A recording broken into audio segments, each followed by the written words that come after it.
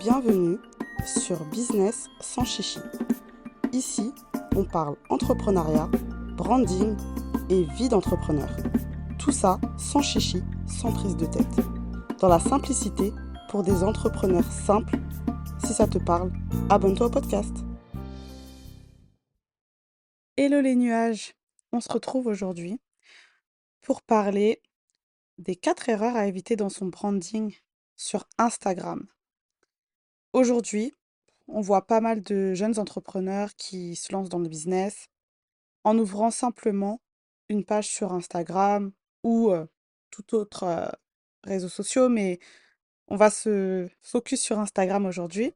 On entend même cette fameuse phrase pas besoin d'un site internet pour vendre. Donc, je suis d'accord en partie. Je pense que ça dépend du domaine d'activité. Mais c'est vrai que pour les prestataires de services, small business, je pense que c'est possible de vendre sans site web aujourd'hui. Néanmoins, c'est pas parce que on a une simple page sur Instagram qu'il faut oublier en fait les bases pour vendre en fait. Et donc c'est ce dont je vais vous parler aujourd'hui, en tout cas de ces 4 erreurs à éviter. Donc lorsqu'on rencontre une personne, on a toujours une première impression. Même si celle-ci au début peut être biaisée, tout simplement parce que ça dépend de la situation, le contexte dans lequel on rencontre cette personne. Et c'est vraiment si on prend le temps d'échanger avec la personne que là, notre regard sur cette personne, la première impression peut évoluer, peut changer. Donc ça peut évoluer en bien ou ça peut confirmer peut-être les red flags qu'on avait pu apercevoir. Au niveau du business, c'est pareil. Un prospect qui découvre notre page Instagram, il aura aussi une première impression avant même d'échanger avec nous. Donc si cette première impression, elle n'est pas bonne, il y a peu de chances en fait que ça aille plus loin pour ce prospect. Et si vraiment il est déterminé, peut-être qu'il prendra le temps de venir échanger avec vous. Et par cet échange-là, avec un peu de chance, vous pourrez peut-être faire évoluer cette première impression et qu'il ne passe pas son chemin finalement. Donc, on va rentrer dans le vif du sujet. Erreur numéro 1. Renvoyer une image ghetto. Donc, je vais un peu expliquer hein, quand je dis ghetto. Non, le terme ghetto, là, c'est juste pour vous choquer un peu, vous bousculer. Mais concrètement, ce que j'essaye de vous dire, c'est que lorsqu'on arrive sur une page Instagram, tout à l'heure, je parlais de la première impression, il faut qu'on puisse tout de suite comprendre en fait l'image de marque de votre business. Donc, si on arrive sur votre page Instagram et que c'est le fouillis, qu'on n'arrive pas à voir les informations directement, à savoir déjà hein, le b.a.-ba, donc ça veut dire dans quel secteur d'activité vous êtes. On n'arrive pas à savoir où est-ce que vous vous situez. Parce que bon, selon ce que vous pouvez vendre, bah, des fois la localité c'est important. Je donne un exemple. Une coiffeuse, quelqu'un qui cherche à se faire coiffer, il a tout de même besoin de savoir si elle est près de chez lui ou pas, si au moins elle est au moins dans la même région. Donc ça, c'est important d'avoir ce type d'information. Et peut-être aussi si vous avez une cible précise, bah, que ça puisse en fait se voir tout de suite en fait sur la page. Donc, je reprends l'exemple de coiffeur. Si par exemple vous êtes coiffeuse spécialisée pour enfants, bah, c'est important de le dire que vous êtes spécialisée pour enfants. Mais si en fait vous écrivez coiffeuse et puis vous avez à chaque fois des DM, on vous demande alors est-ce que je peux réserver? Et à chaque fois en DM, vous êtes obligé de préciser ah bah non en fait je coiffe que les enfants, c'est qu'au final il y a un souci et que votre page Instagram n'est pas optimisée. Mais aujourd'hui, voilà, sur les réseaux, on entend beaucoup, il faut optimiser sa bio. Pareil, en fait, il faut optimiser de manière générale sa page Instagram, c'est-à-dire avoir les informations clés en bio. Donc, ne pas raconter des choses inutiles dans la bio, mais vraiment aller à l'essentiel, qu'on puisse vraiment savoir qui vous êtes, ce que vous faites, pour qui, voilà, et où est-ce que vous vous trouvez. Je pense que c'est déjà le plus important, tout en jouant aussi sur les mots-clés parce qu'aujourd'hui, on sait qu'avec la barre de recherche, d'Instagram, si on tape, coiffeuse, par exemple, ça peut nous ressortir, des coiffeuses qui ont mis justement dans leur bio le mot coiffeuse. Voilà, c'est un exemple et également, Il faut aussi optimiser en fait, ben, les informations que vous allez donner. Donc aujourd'hui, la majorité des informations, dont on a besoin de savoir, on les met dans les stories à la une ou sinon, au pire, on les épingle dans le feed. Mais en général, tout ce qui va être, prise de rendez-vous ou, les informations, enfin, voilà, ce genre de choses, hein, importantes lorsqu'on veut vendre uniquement, avec son compte Instagram. On sait que c'est en story qu'on va les mettre, donc il faut aussi que, au niveau des stories à la une, ça soit clean en fait, tant au niveau du fond que de la forme. Après l'image de marque, bien sûr, elle ne repose pas uniquement sur l'aspect visuel, mais il va aussi avoir ce côté relation client, expérience client. Et justement, en parlant d'expérience client, on a pu voir, ces derniers temps sur les réseaux sociaux, pas mal de clients qui se plaignaient en fait de prestataires de services. Donc, bon là je vais prendre un exemple, hein, on va pas y passer 10 ans. Mais, par exemple sur, les coiffeuses, plutôt, dans la communauté afro, il y a eu pas mal de plaintes sur le fait que, certaines ont commencé à enfin certaines clientes, hein, ne trouvaient pas normal, qu'elles doivent aider leur, bah, coiffeuse, finalement, dans la prestation. Donc quand je dis aider, donc par exemple, pour une prestation de rajout qu'avec, des mèches, où il faut le fait de donner en fait, à chaque fois des portions de mèches à la coiffeuse pour que la coiffeuse aille plus vite. Voilà, il y a pu avoir ce genre de plainte parce que les clientes, ben, estimaient que enfin si je paye un service, c'est pas pour aider la coiffeuse. Normalement, la coiffeuse elle est payée pour le travail et dans son entièreté.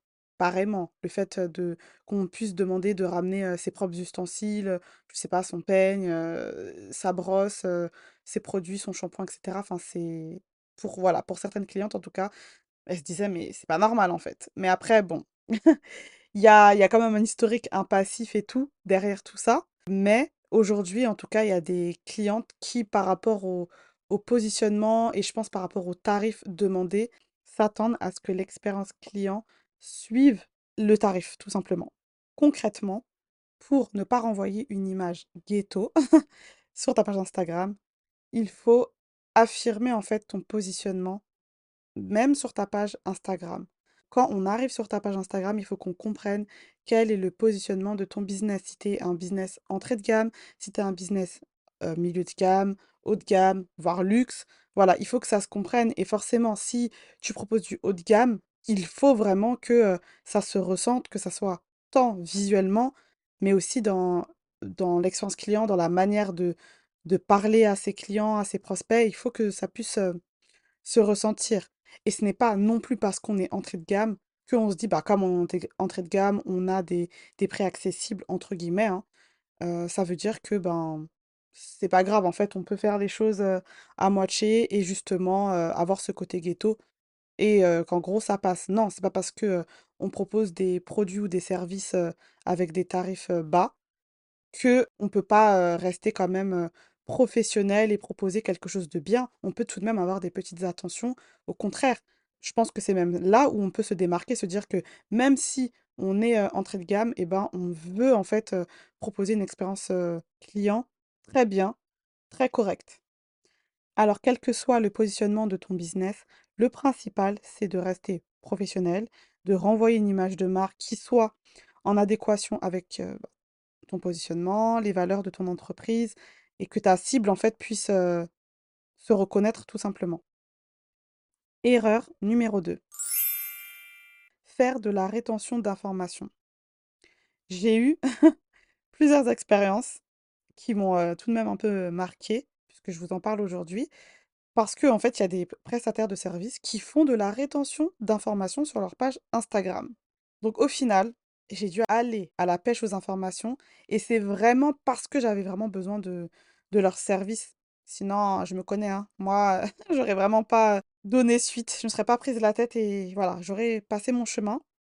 Et malheureusement, en fait, là, je vous parle vraiment d'informations basiques, en fait, basiques, primordiales, comme lorsqu'on va dans une boutique physique. On s'attend à avoir des informations basiques. Je vous donne des exemples, mais les horaires d'ouverture, c'est important. Avoir les tarifs, c'est important. Lorsqu'il s'agit de nourriture, ben, connaître les saveurs, aussi, c'est important. Si, on a une boîte comme ça de beignets, mais on sait pas si à l'intérieur, si c'est nature, si c'est à la fraise, si c'est à la pomme, c'est compliqué, en fait. Vous voyez ce que je veux dire?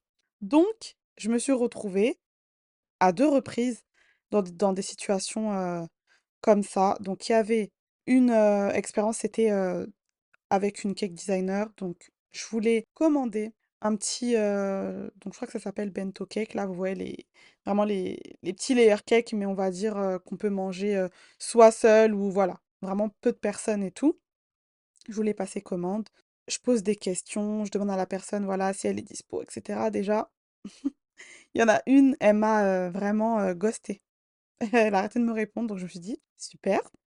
J'en trouve une seconde et tout. Là, en fait, il manquait des informations. Il n'y avait pas toutes les informations du type, ben, les saveurs, comme je vous le disais, il n'y avait pas forcément toutes les saveurs.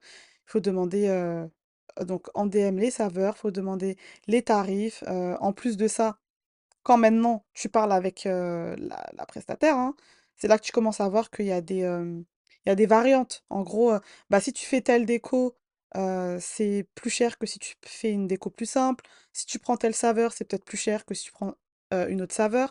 Donc je me dis: «Mais oh, pourquoi tout ça là, ces informations qui sont quand même primordiales, c'est pas noté d'emblée en fait, en story à la une?» Voilà, donc bon. Merci, parce qu'après ça s'est bien passé par la suite, voilà, j'ai passé commande. On va dire dans les grandes lignes, ça s'est quand même bien passé et j'ai eu mon gâteau, voilà. Deuxième anecdote, j'ai, voulu prendre, rendez-vous auprès d'une coiffeuse, donc c'est une coiffeuse afro parce que voilà, je suis de la communauté afro et sur son compte Instagram, il n'y avait pas en fait, écrit les informations. Donc déjà, il y avait pas écrit les disponibilités. C'est-à-dire que j'ai vu qu'elle avait fait une story à la une. Je pense que c'est une story à la une qu'elle doit à chaque fois réactualiser, soit chaque mois, soit, je sais pas, par période, en tout cas, pour, bah, montrer chaque mois ses disponibilités et cetera. Mais en fait, elle faisait, ses disponibilités, enfin, elle prenait un screen d'un calendrier et puis elle mettait des points pour dire les jours où elle avait des dispos. Voilà, c'était juste ça, l'information qui était donnée. Donc on ne savait pas quels étaient, les horaires, des rendez-vous en fait disponibles. Voilà, même l'horaire d'ouverture, l'horaire de la fermeture, on ne savait pas. Il y avait juste écrit, les jours auxquels, elle pouvait recevoir, des clientes, mais c'est tout. Donc bah, forcément en DM, j'ai dû aller demander plus d'informations, enfin: «C'est comment, quand est-ce que tu peux me recevoir pour me coiffer?» et cetera.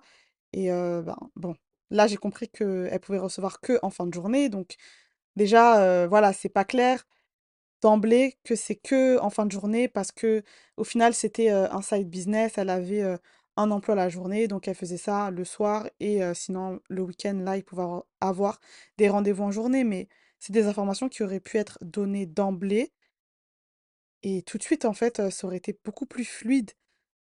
Donc là où je veux en venir hein, avec mes 2 anecdotes, c'est que même si en fait, on souhaite ne pas avoir de site internet. On se dit juste, une page, Instagram, c'est suffisant. Mais il faut donner, en fait, des informations primordiales. Il faut quand même avoir un process, carré, en fait. Et ça fait partie aussi de l'expérience client. J'arrive sur ton compte Instagram, j'ai même pas, les infos, basiques. Non, non, c'est red flag, je suis désolée. Donc en tout cas, si tu es prestataire de service, tu as un small business, en tout cas que tu vends uniquement sur Instagram, voici les infos que, selon moi, tu devrais vraiment faire apparaître. Dans ta bio déjà, ton activité, ta localité, ta cible. Si vraiment, voilà, c'est pas clair, en tout cas, ça serait bien de mettre ta cible.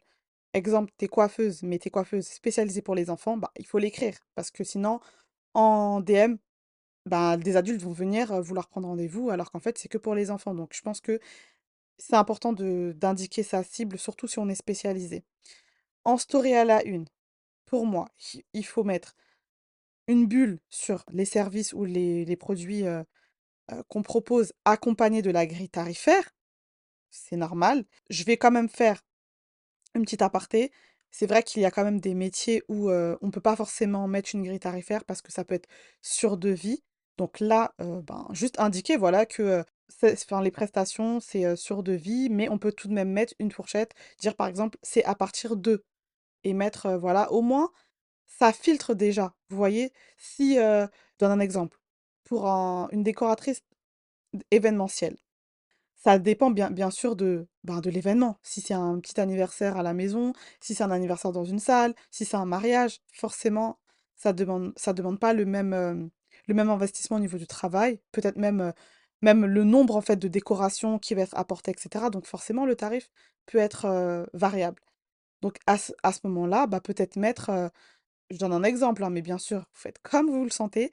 Mais par exemple, mettre, bah, prestation, sur devis, pour, anniversaire à partir de, pour mariage à partir de. Vous voyez? Au moins, on a une fourchette, enfin, on a pas vraiment une fourchette, mais on a en tout cas un ordre de prix. Et comme ça, dès qu'on arrive sur votre page, on sait, est-ce que c'est dans mon budget? Est-ce que c'est dans mes moyens? Ça l'est pas, ben déjà, on perd pas de temps en fait. On fait pas perdre de temps, et cetera. Je trouve quand même que ça peut déjà filtrer. Après, c'est sûr qu'il y a des métiers où le devis, c'est vraiment très spécifique et là, on peut pas donner de à partir d'eux. Mais je pense que même par votre page Instagram, par votre positionnement, on peut déjà voir si c'est quelque chose de haut de gamme, si c'est quelque chose d'entrée de gamme, voilà, de luxe. Je pense qu'on peut le voir. Mais bon, en général, quand même, si on est luxe ou même haut de gamme, on est censé tout de même avoir une page Instagram, mais surtout un site web, selon moi. On peut pas juste être présent sur Instagram. Ça serait quand même, je sais pas, bizarre pour ce positionnement-là. Continuons, toujours dans les bulles, hein, story à la une. Donc, comment passer commande ou comment réserver. Les infos pratiques, donc les infos pratiques, ça va être le paiement, enfin les moyens de paiement, s'il faut un acompte, comment ça se passe pour les retards, pour les annulations, par exemple, dire, bah, on peut annuler jusqu'à la veille ou jusqu'à J-2 avant le rendez-vous, voilà. Expliquer aussi si la compte est remboursable, non remboursable, ce genre de choses. Voilà. Et je vous donne aussi, bon, quelques bonus au niveau des stories à la une, hein, mais par exemple, mettre une bulle avis ou témoignage client. Comme ça, on voit aussi des retours, etc., que ça s'est bien passé, ou en tout cas des exemples de prestations que vous avez fait. Et également, une bulle pour présenter votre business. Ça, je trouve que quand même, bon, je le mets en bonus, mais ça devrait être quand même clair. Mais bon, si vous ne le mettez pas en story à la une, vous pouvez aussi l'épingler, par exemple, dans le feed avec une publication. Donc là, on vient aussi au feed. Il faut mettre des publications épinglées qui soient pertinentes. Donc, soit bah, si on a fait une publication explicative, hein, sur ce qu'on fait, sur notre business, donc ce que je disais, hein, une sorte de présentation, des photos, des produits, ou en tout cas des résultats des services, si c'est de la prestation de service. Et en tout cas que au niveau du feed, il y ait, une harmonie en fait, surtout, bah, au niveau de soit du style de photo, comment elles sont prises, du style de vidéo, en fait, clairement de l'identité visuelle, en fait. Voilà. Qu'il y ait une harmonie au niveau des couleurs, et cetera. Donc voilà, sur, le fait de ne pas retenir, des informations, il faut vraiment donner, le maximum d'informations. Et après voilà, bien sûr, laissez, les prospects venir, vous poser des questions, il y a pas de souci. Mais si en fait vous faites exprès de ne pas donner les informations juste pour enclencher un contact, bon, je suis pas sûre que ce soit toujours une bonne stratégie parce qu'il y a une bonne partie des personnes qui aujourd'hui, sont pas motivées en fait à courir derrière, un prestataire ou autre, soit vous donnez les informations, si vous commencez à vouloir, cacher les prix, on sait même pas si vous donnez les prix à la tête, enfin vous voyez un peu? Il faut, être, transparent. Je pense que c'est une bonne chose. Erreur numéro 3, négliger sa relation client. Donc bien sûr, hein, la relation client, ça fait partie, du branding de ton entreprise. Donc si tu négliges ton audience, automatiquement, tu renverras une mauvaise image de marque. Donc il est vrai que, comme tout à l'heure, hein, on a pu, l'évoquer, qu'il y a certains, clients, voire, même des prospects qui peuvent manquer, de respect, manquer de politesse. Je pense qu'on connaît tous enfin, le fameux, le prix, sans bonjour, sans, s'il vous plaît, voilà. Mais je pense qu'aussi en tant qu'entrepreneur, on peut aussi, ben, montrer en fait notre professionnalisme, prendre sur soi en fait. S'armer de patience, répondre avec, respect, et cetera, même si en face, la personne elle a pas toujours les codes. Mais nous, je pense que On n'est pas là non plus pour éduquer les gens, attention, hein, mais je pense que, on peut quand même, faire un effort, voilà. Et aussi, ben, il faut aussi faire attention, au temps de réponse quand on reçoit des DM. Comme je disais tout à l'heure aussi, ben, faire attention à ne pas ghoster. Laisser un vu, un prospect, enfin, sans raison valable. Donc, OK, s'il vous a manqué de respect ou et autres, vous voulez le bloquer et tout, bon, il y a pas de problème. Mais si, en fait, la personne, elle vous a posé une question et que vous lui répondez pas, comme ça gratuit, vous avez oublié, enfin, non, ça fait pas du tout professionnel. Donc, faut quand même pas oublier que derrière, il y a quand même un objectif, de satisfaction client et que la vente puisse bien se passer, qu'au final, voilà, il faut vraiment rester dans un mood positif. Donc, si un prospect ou un client est mécontent, bah, normalement, nous, en tant qu'entrepreneurs, on va vraiment rechercher, à régler, à solutionner, son problème avec de la diplomatie. Voilà, on veut vraiment, rester dans une relation, pacifique et ne pas, en fait, finir, dans une sauce, en fait, parce que, on a mal parlé et cetera. Vous savez qu'aujourd'hui, ça va super vite. On peut finir, vite dans une sauce, pour un oui, pour un non. On a déjà fait un screen, on a déjà, fait, une capture vidéo, de la conversation et voilà. Notre nom peut être vite, terni. Donc en revenant sur le point précédent, du fait de ne pas faire de rétention d'informations, aussi, lorsque vous pouvez échanger, hein, avec, un prospect, en DM, ben, n'hésitez pas à donner un maximum d'informations, quitte à répéter des informations qui étaient peut-être déjà écrites dans les stories à la une, parce que c'est vrai qu'il y a aussi des prospects qui sont tellement, speed, qui ne prennent pas le temps de tout lire. Donc surtout tout ce qui va être, conditions générales de vente, enfin, ce qui est vraiment important. Par exemple, de dire que, voilà, bah, tu peux, payer l'acompte sur, ce lien PayPal, je donne un exemple. N'oublie pas que, l'acompte n'est pas remboursable, si tu annules, le rendez-vous, ben, moins de 48 heures avant, la date du rendez-vous. Voilà, je pense que c'est vraiment important, vraiment de rappeler surtout, ce type de modalité, parce que c'est surtout sur ce genre de d'informations où, il y aura des quiproquos et des problématiques. Voilà. Un conseil qu'on ne cessera jamais de répéter, toujours avoir une trace écrite. Donc c'est vraiment bien en tout cas de pouvoir, échanger, par écrit, même si, on a une ligne, hein, professionnelle auquel, le client ou le prospect peut nous appeler. Je vous conseille en tout cas tout de même de toujours faire un récapitulatif de ce qui a pu être dit lors de l'appel, faire un mail ou ben, si c'est en DM, ben, redire en DM voilà ce que vous vous êtes dit pour que les informations, ben, dans les deux cas, on ait enfin, le client et l'entrepreneur, les deux, aient l'information et que ça soit clair en fait. Voilà. Donc si jamais tu ne peux pas répondre favorablement à la requête d'un prospect, ce qui peut arriver, hein, c'est aussi bien de pouvoir lui proposer une alternative. Que ce soit ben, un produit similaire, par exemple, tu n'as plus ce produit en stock, peut-être essayer de le diriger vers un autre produit, ou t'as pas, enfin, t'es pas disponible pour cette date de rendez-vous, essayer de voir avec lui s'il n'y a pas une autre date ou une autre, enfin, un autre horaire qui pourrait l'arranger. Et si vraiment, vraiment, vraiment, ben, on peut pas, on est full, on peut pas l'aider, ben, peut-être le rediriger aussi vers un confrère, une consoeur, en tout cas de confiance, qui propose aussi des services de qualité, qui pourra l'aider. Et c'est pas parce que, tu le rediriges vers, entre guillemets, hein, une consoeur qui pourrait être vue comme un concurrent que cela va enfin que cela voudra dire que cette personne ne voudra plus venir chez toi. Au contraire, en fait, tu lui montres que tu es vraiment là pour l'aider, répondre à son besoin à l'instant T et aussi, ben, ça montre ton professionnalisme et peut-être que demain, il se dira: «Ah ben, elle a vraiment voulu m'aider et cetera, mais j'essaierai tout de même de prendre rendez-vous, avec lui, la prochaine fois, en fait, ou d'acheter chez lui la prochaine fois». Donc voilà, il faut, aussi ne pas oublier dans la relation client tout ce qui va être la partie post-vente. Donc, une fois que tu as vendu, donc ton prospect est devenu ton client, il a pu bénéficier de tes services, de tes produits. Il faut pas abandonner, il faut pas l'abandonner à cette étape-là si tu souhaites qu'il puisse revenir. Il faut vraiment soigner ta fidélisation client, donc mettre en place des process de fidélité, que ce soit une carte de fidélité ou des offres, des remises pour les prochains achats.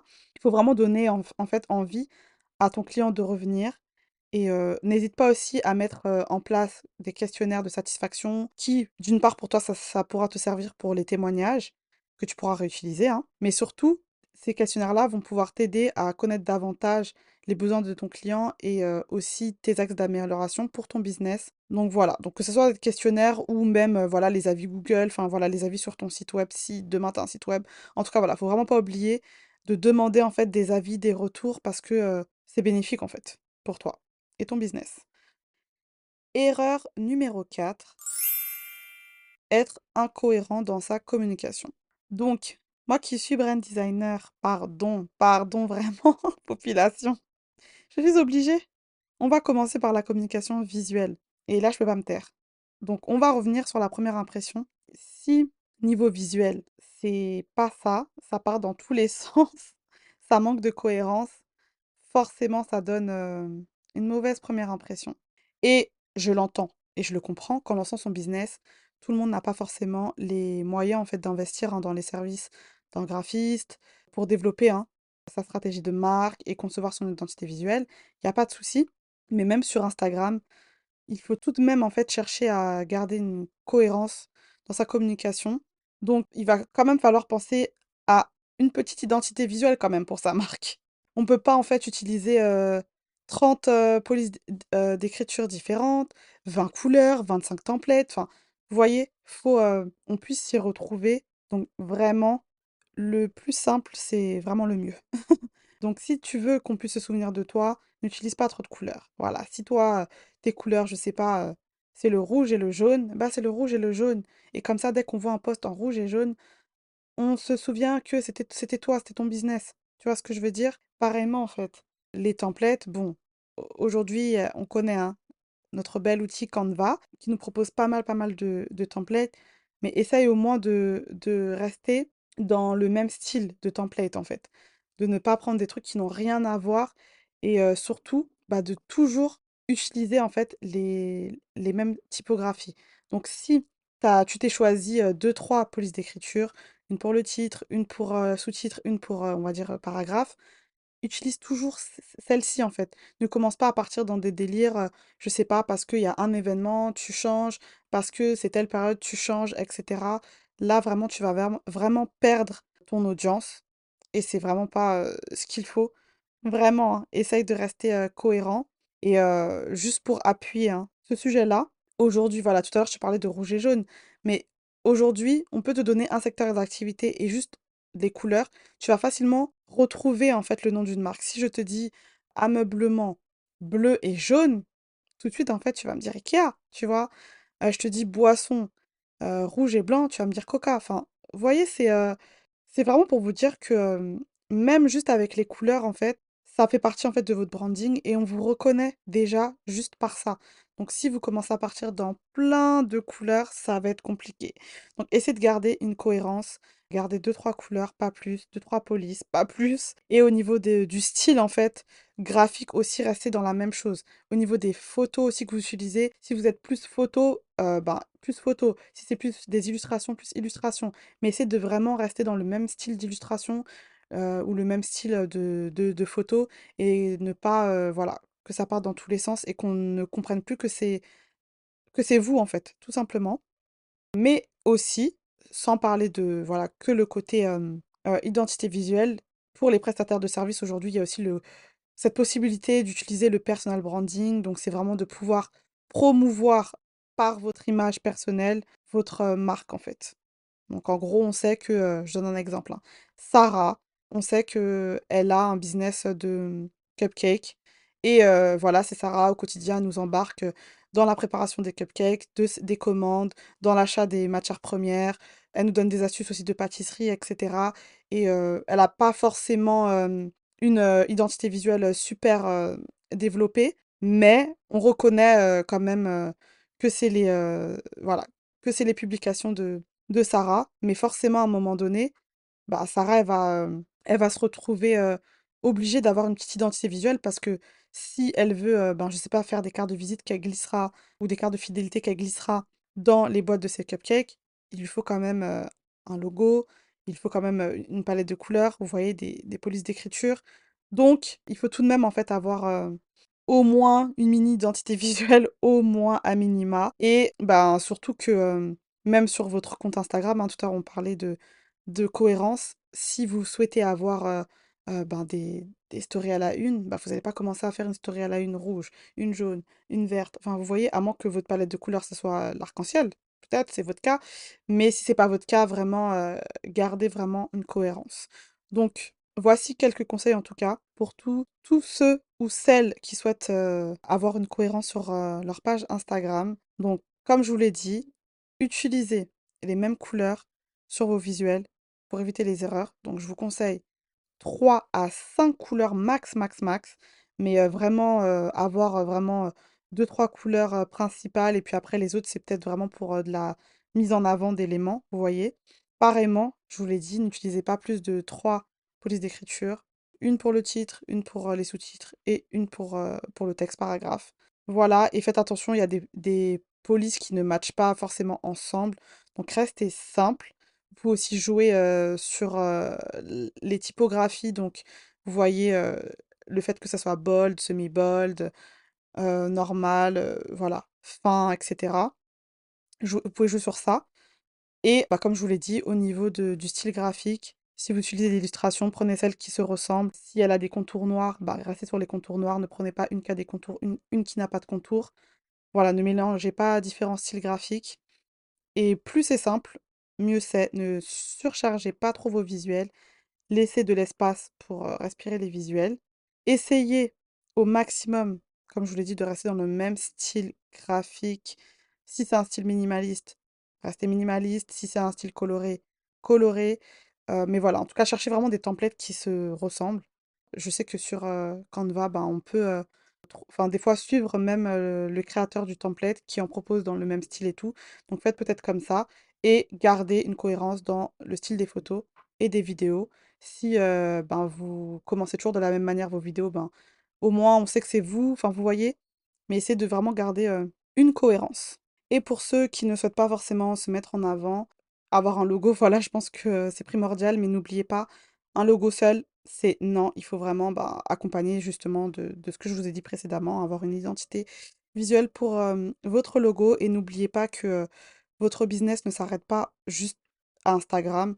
Donc, si vous devez, faire imprimer des cartes de visite, des cartes de remerciement, avoir un flyer ou même, avoir des packaging pour vos produits, bah, n'oubliez pas que, il faut aussi avoir cette cohérence-là, au niveau de votre identité visuelle sur, les supports de communication aussi, physiques. Voilà, donc bien entendu, votre communication, ne s'arrête pas que, au visuel, hein. Il y a aussi la communication orale et écrite qui doit être pris en compte selon votre positionnement, hein. Si vous avez décidé de tutoyer ou vous et votre audience, faut, s'y tenir. Essayez vraiment de vous relire au maximum pour éviter les fautes d'orthographe, les coquilles, parce que forcément, ben, ça peut arriver à tout le monde, hein, de faire, une coquille, de mal écrire un mot, surtout avec les correcteurs du téléphone et tout. Mais vraiment, relisez-vous un maximum parce que des fois, on n'a pas tous la facilité, en fait, avec l'orthographe.